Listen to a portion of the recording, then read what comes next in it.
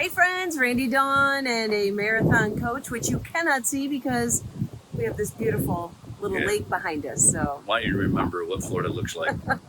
it's a breezy day and we've had a ton of fun. Our season's coming to an end in this park, and we're just going to show you two highlights of two separate parties. One was an amazing band. I'm not even sure how many members. Yeah, it was a lot of fun. Probably 8 members in this band, and it was impressive. It was an ELO tribute band, and it was great fun. That was one of our marathon parties.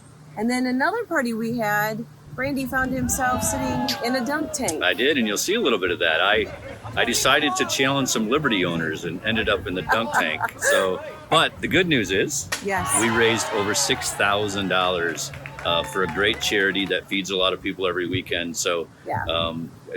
It was worth getting wet. So, yeah, it was a lot of fun. So, just hope you enjoyed the fun we had and keep watching Randy Dawn and a Marathon Coach.